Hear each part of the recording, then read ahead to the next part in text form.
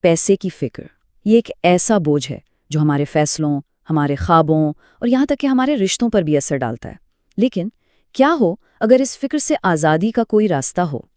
چودھری ذیشان کے کام کی روشنی میں آئیے آج اسی مالی آزادی کے خاکے کو سمجھتے ہیں جس کا مقصد صرف پیسے جمع کرنا نہیں بلکہ اپنی زندگی کا کنٹرول واپس لینا ہے۔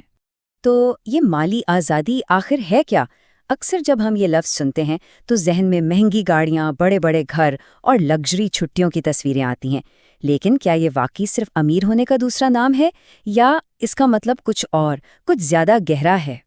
اور اصل جواب یہ ہے، مالی آزادی کا مطلب دولت کے پہاڑ کھڑے کرنا نہیں بلکہ اپنی زندگی کی ڈرائیونگ سیٹ پر واپس بیٹھنا ہے۔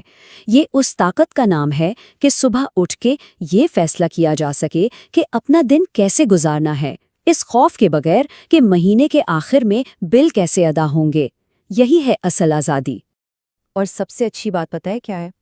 اس منزل تک پہنچنے کا ایک بالکل واضح روڈ میپ موجود ہے جو کسی کے لیے بھی ہے۔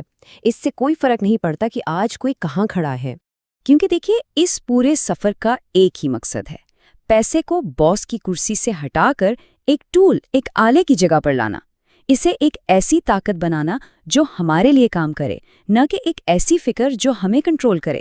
یہی ذہنی سکون اصل دولت ہے۔ ہر بڑا سفر ایک قدم سے شروع ہوتا ہے اور مالی آزادی کا سفر ہمارے ذہن سے شروع ہوتا ہے۔ اس سے پہلے کہ ہم بجٹ یا انویسٹمنٹ کی بات کریں، ہمیں اس بنیاد کو ٹھیک کرنا ہوگا جس پر سب کچھ کھڑا ہے، یعنی پیسے کے بارے میں ہماری اپنی سوچ۔ یہاں دو بالکل مختلف دنیایں ہیں۔ ایک طرف ہے قلت کی ذہنیت، جہاں لگتا ہے کہ پیسہ محدود ہے، اسے کمانا تقریباً ناممکن ہے اور ہم حالات کے رحم و کرم پر ہے۔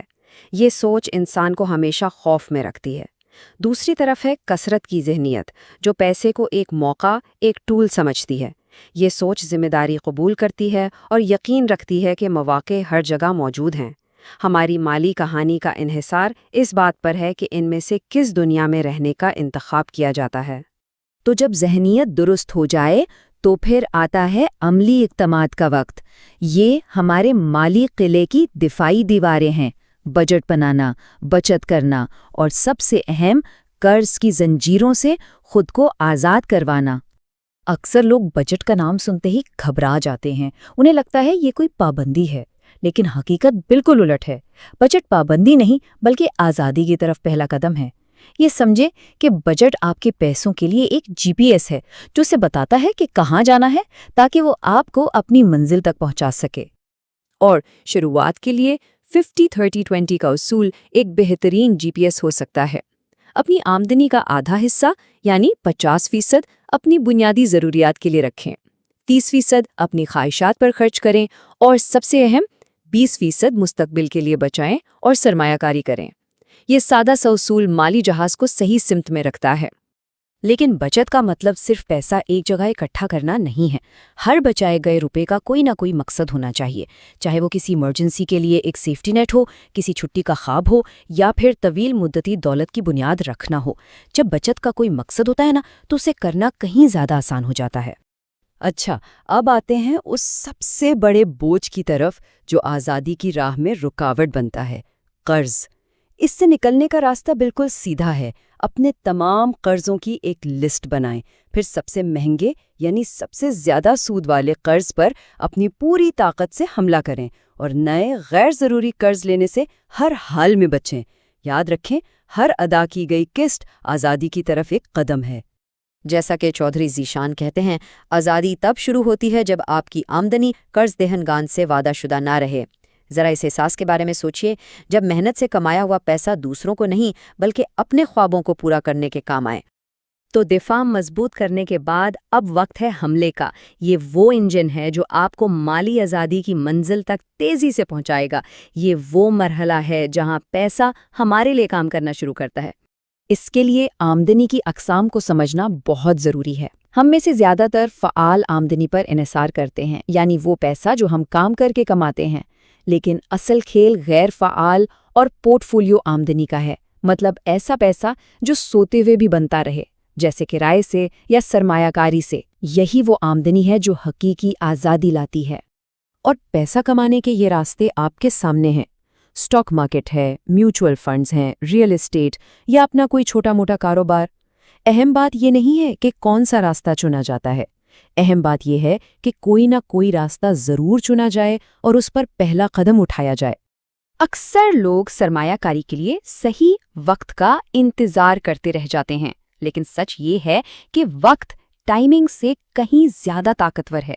जल्दी शुरू करना और मुस्तकिल मिजाजी से सरमायाकारी करते रहना मार्केट के उतार चढ़ाव का अंदाजा लगाने की कोशिश से 1000 गुना बेहतर हिकमत अमली है। और ये बात याद रखें, सिर्फ एक नौकरी पर इन्हिसार करना खुद को एक बहुत बड़े खतरे में डालने जैसा है। जैसे एक कुर्सी की 4 टांगें उसे मुस्तहकम बनाती हैं, बिल्कुल वैसे ही आमदनी के कई ज़राए हमारी माली ज़िंदगी को इस्तेहकाम और हकीकी आज़ादी देते हैं। तो हमने ज़हनियत, बजट, कर्ज और सरमायाकारी इन सब की बात की, लेकिन इन सब का हतमी मकसद क्या है? ये सिर्फ नंबरों का खेल नहीं है, ये एक ऐसी ज़िंदगी बनाने के बारे में है जो वाकई हमारी अपनी हो। माली तौर पर आज़ाद लोग कुछ चीज़ें मुख्तलिफ तरीके से करते हैं। वो बाकायदगी से अपने मुस्तकबिल में सरमायाकारी करते हैं। वो अपनी आमदनी बढ़ने पर अपने अखराजात को बेकाबू नहीं होने देते, जिससे लाइफस्टाइल इन्फ्लेशन कहते हैं। वो हमेशा कुछ नया सीखते रहते हैं और अपनी मेहनत की कमाई की हिफाजत करते हैं। यही आदतें कामयाबी की कुंजी हैं। आखिर में बात इसी एक नुक्ते पर आ जाती है जिसे चौधरी ज़ीशान ने बहुत खूबसूरती से बयान किया है। पैसे को आपकी ज़िंदगी का सहारा बनना चाहिए, इस पर काबू नहीं पाना चाहिए। पैसा एक बेहतरीन गुलाम है, लेकिन एक बहुत बुरा आका। इसे इसकी सही जगह पर रखना ही असल माली आज़ादी है। तो ये पूरा खाका अब हमारे सामने है। मुस्तकबिल आज के फैसलों से बनेगा।